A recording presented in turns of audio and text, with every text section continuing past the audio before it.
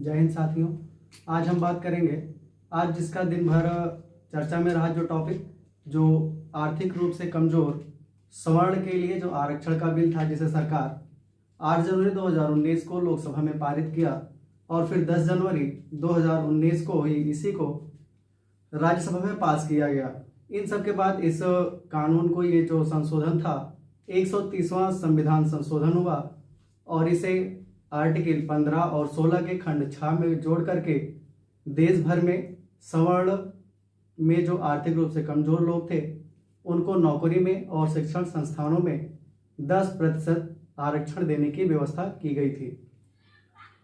इस बिल के बारे में जानने से पहले आज का ये दिन इसलिए चर्चा में रहा क्योंकि सुप्रीम कोर्ट ने इस बिल को मंजूरी दे दी और सुप्रीम कोर्ट के 5 जजों की सीट ने इस पर अपना फैसला 3:2 के अनुपात में बताया था। आज इसी बिल के बारे में हम चर्चा करेंगे और जानेंगे कि यह बिल किस तरह से पारित हुआ, कौन कौन से जज इस पर अपने फैसले दिए और कौन कौन से जज इस फैसले के पक्ष में थे और कौन से जज इस फैसले के विपक्ष में थे। तो सबसे पहले शुरू करते हैं EWS के बारे में। पहले लोकसभा में पारित किया था। आज जानते हैं हम EBS के बारे में। जो EBS है, ये सरकार लोकसभा में लाई थी 8 जनवरी 2019 को सरकार ने इसे लोकसभा में लाया और लोकसभा में जो विपक्ष था, विपक्ष ने इसका बायकॉट किया। विपक्ष ने बायकॉट किया। विपक्ष के बायकॉट करने के बावजूद ये जो EWS था, EWS जो आया था, ये इसके पक्ष में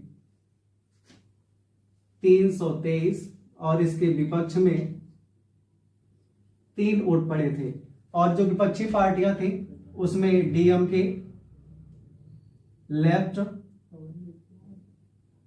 और मुख्य रूप से RJD, ये 3 जितनी भी विपक्ष पार्टियां थी सभी ने लगभग इसका विरोध किया था, जिसमें मुख्य रूप से DMK, लेफ्ट और RJD थी। यहां से पास होने के बाद 8 जनवरी 2019 को पास होने के बाद इसी के 2 दिन बाद 10 जनवरी 2019 को यह आता है राज्यसभा में। 10 जनवरी 2019 को यह आता है राज्यसभा में और राज्यसभा में सारी विपक्ष पार्टियां इसका विरोध करती हैं, लेकिन राज्यसभा में भी यह पास होता है और पास होने के लिए इसके पक्ष में पड़ता है, इसके पक्ष में 165 और इसके विपक्ष में 7 वोट पड़ते हैं। तो ये हर जगह से, दोनों हमारी लोकसभाओं से ये पास होता है, दोनों सभाओं से, लोकसभा से भी और राज्यसभा से भी। ये जो EWS दिया गया था, ये EWS सरकार लाई थी जो आर्थिक रूप से कमजोर वर्ग था। आर्थिक रूप से कमजोर सवर्ण के लिए, जो आर्थिक रूप से कमजोर सवर्ण वर्ग था, उनके लिए ये 10% का आरक्षण लाई थी। अब तक जो हमें आरक्षण मिलते आ रहा था, ये आर्थिक रूप से नहीं आ रहा था। अब तक जो आरक्षण मिल रहा था वो सामाजिक और शैक्षणिक पक्ष पर मिल रहा था। तो ये पहली बार हुआ आर्थिक रूप से कमजोर सवर्णों के लिए सरकार ने 10% का आरक्षण लेकर आई थी। फिर इसी के विरोध में कई लोगों ने इसका विरोध किया और जो विरोध में 2-3 चीजें आई थी, 3 लोग आए थे, उसमें आए थे मध्य प्रदेश के छात्र। जो विरोध में आए थे वो आए थे मध्य प्रदेश के छात्र। मध्य प्रदेश के छात्र और दूसरे जो आए थे, उस समय DMK सरकार थी तेलंगाना में और वहां की सरकार भी इस बिल के विरोध में थी। तो मध्य प्रदेश के छात्र और DMK ने इसका विरोध किया था और इसी विरोध में आज सुप्रीम कोर्ट में इसकी सुनवाई हुई और इस सुनवाई को करने के लिए आज के इस समय के जो चीफ जस्टिस थे UU ललित और उनके साथ में 5 लोगों की टीम थी, पीठ थी, और उस 5 लोगों की पीठ ने अपना आज फैसला सुनाया और उन 5 लोगों में जो थे UU ललित, पहले थे, दूसरे थे दिनेश महेश्वरी, तीसरे थे बेला त्रिवेदी, चौथी यस बी पारदीवाला और चौथा यस रविंद्र भट्ट। ये 5 लोग थे और 5 लोगों ने आज अपना फैसला सुनाया और ये जो फैसला आया इसके पक्ष में, ये 3:2 के अनुपात में 3:2 के अनुपात में फैसला आया। मतलब 3 लोगों ने कहा ये जो सरकार बिल लाई है ये आर्थिक वर्ग से जो कमजोर सवर्ण है उनके पक्ष में है, और 2 लोगों ने कहा कि यह आर्थिक रूप से जो कमजोर है इनके पक्ष में तो नहीं, लेकिन इन्होंने कहा कि ये संविधान की मूल भावना के खिलाफ है, इसको मूल भावना का उल्लंघन करता है। SC ST को ये शामिल नहीं किया गया है इसमें EWS में, इसलिए यह सही नहीं है। तो अभी हम जानते हैं जो 5 हमारे चीफ जस्टिस, जो हमारे जस्टिस थे 5 लोग, और 5 लोगों ने क्या क्या कहा उसके बारे में आगे जानते हैं। जजों 5 जजों की जो पीठ थी उस पीठ में जो पहले थे वो थे हमारे जो चीफ जस्टिस है यू ललित, और दूसरे थे दिनेश महेश्वरी,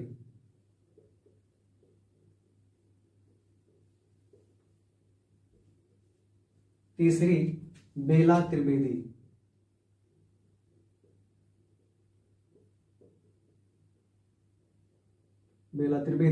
और चौथे थे पारदीवाला।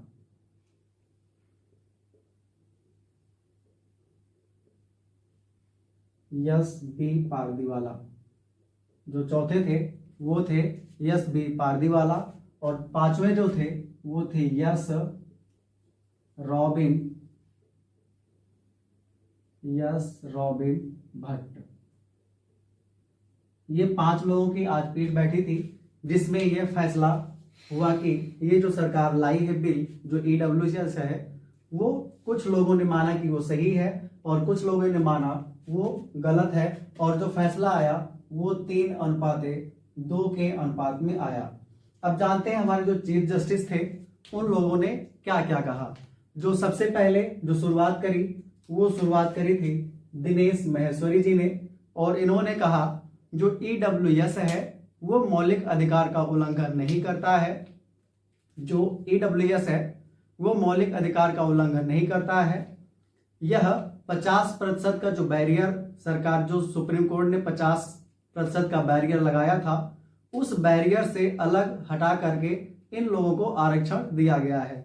जो 50% का बैरियर सुप्रीम कोर्ट ने लगाया था वो लगाई थी 8 नवंबर 1992 को। 8 नवंबर 1992 को सुप्रीम कोर्ट ने कहा था कि हम देश में 50% से ज्यादा आरक्षण नहीं दे सकते हैं। तो जो पहला दिनेश महेश्वरी जी ने कहा, उन्होंने कहा कि ये जो मौलिक अधिकार है, ये जो EWS दिया गया है, ये मौलिक अधिकार का उल्लंघन नहीं करता है। और उन्होंने कहा कि ये जो आरक्षण दिया गया है, जो सुप्रीम कोर्ट पहले कह चुकी है कि 50% से ज्यादा नहीं दे सकते हैं, तो जो हमें पहले से आरक्षण OBC और SC ST को दिया जा रहा था उनसे हटा करके, और 50% जो का बैरियर जो है उससे हटा करके इनको ये आरक्षण दिया गया है। इसके बाद जो हमारी तीसरी थी बेला त्रिवेदी, इन्होंने कहा कि ये जो संसद में ये जो फैसला आया है, ये फैसले, इन्होंने कहा कि ये जो फैसला है, संसद का फैसला है, मैं उसके पक्ष में हूं, और यह संविधान जो है ये समानता का अधिकार देता है, और यह इसको आप उसी रूप में देखिए। इन्होंने कहा संसद के इस फैसले को सकारात्मक रूप से देखा जाना चाहिए। संविधान में समानता का अधिकार दिया है, आप भी इस फैसले को उसी रूप में देखिए। फिर इसके बाद इसका मतलब ये था कि ये दिनेश महेश्वरी और बेला त्रिवेदी दोनों एक ही बात को कह रहे थे कि ये फैसला जो है ये सरकार ने सही किया है। फिर इसके बाद आते हैं यस बी पारदीवाला, और यस बी पारदीवाला ने कहा आरक्षण जो है अनंत काल तक जारी नहीं किया रखा जा सकता है। उन्होंने बाबा साहब भीमराव अंबेडकर को कोट करते हुए कहा कि बाबा साहब अंबेडकर भी यह चाहते थे कि आरक्षण केवल 10 वर्ष तक ही रहे, पर भारत की राजनीति में आरक्षण राजनीतिक हथियार बन गया है। उन्होंने कहा आरक्षण अनंत काल तक नहीं रहता और उसे अपने स्वार्थ के लिए उसे अपने स्वार्थ के लिए इस्तेमाल नहीं करना चाहिए। मैं जस्टिस बेला त्रिवेदी और दिनेश माहेश्वरी से सहमत हूं। मतलब दिनेश माहेश्वरी, बेला त्रिवेदी, दिनेश माहेश्वरी, बेला त्रिवेदी और यश बी पारदीवाला, ये तीनों इस बिल के पक्ष में थे। लेकिन जो यश बी रविन भट्ट थे, उन्होंने इस पर सवाल खड़ा किया और कहा कि आर्थिक आधार पर आरक्षण सभी को मिलना चाहिए। आर्थिक आधार पर आरक्षण सभी को मिलना चाहिए। इसमें एससी और एसटी को सम्मिलित नहीं किया गया है, इसलिए ये जो ईडब्ल्यूएस है, मैं इससे सहमत नहीं हूं। यस रॉबिन भट्ट ने कहा कि ये जो संविधान है, ये जो बिल है, ये आर्थिक आधार पर एससी एसटी को इसमें सम्मिलित नहीं किया गया है, इसलिए मैं इस बिल से सहमत नहीं हूं। और इन्हीं का रविन भट्ट का ही साथ दिया था हमारे चीफ जस्टिस यू ललित ने। इन दोनों ने इस बिल का समर्थन नहीं किया था, लेकिन ये जो हमारे दिनेश माहेश्वरी, बेला त्रिवेदी और यश बी पारदीवाला थे, ये इस बिल के पक्ष में थे। तो इस प्रकार से ये जो बिल है, ये 3:2 के अनुपात में आज पास हुआ।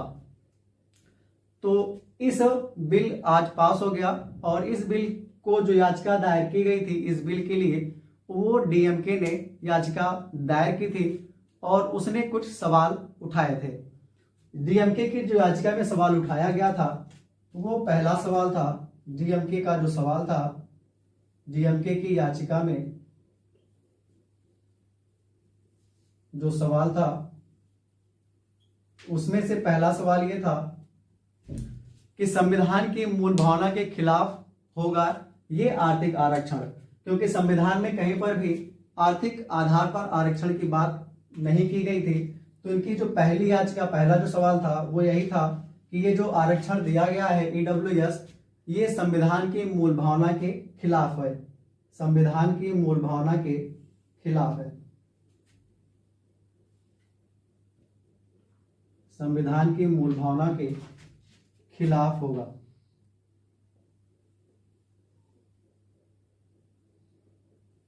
आर्थिक आरक्षण,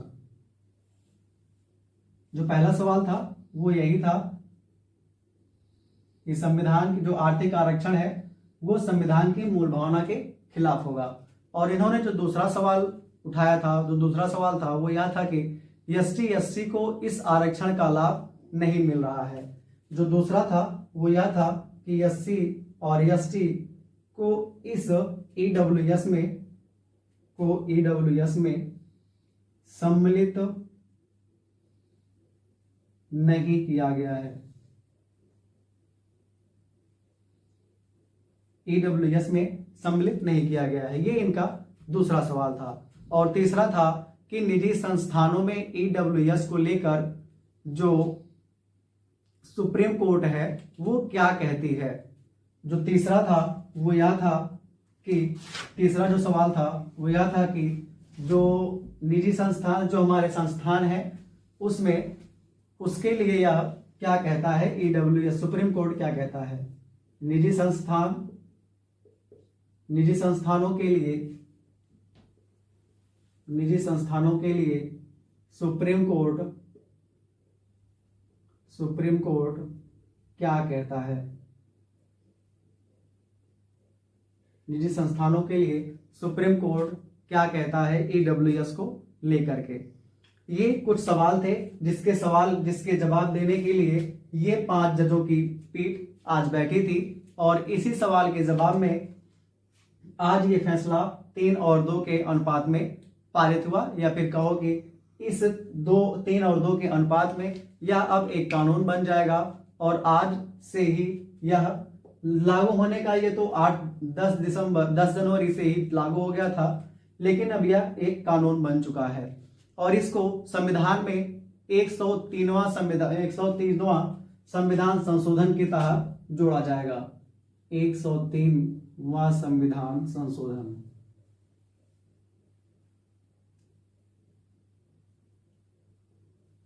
संविधान संशोधन के तहत ये आर्टिकल 15 व 16 के खंड छा में जोड़ा जाएगा।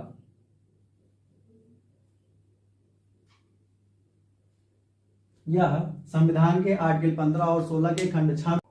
अब इस तरह से ये 103वां संविधान संशोधन हुआ और इसमें जो जजों की पीठ बैठी थी उसमें हमारे चीफ जस्टिस थे U Lalit, Dinesh Maheshwari, Bela Trivedi, S B Pardiwala और यस रॉबिन भट्ट। और जो जानने वाली बात है, आज इनका अंतिम कार्य दिवस था।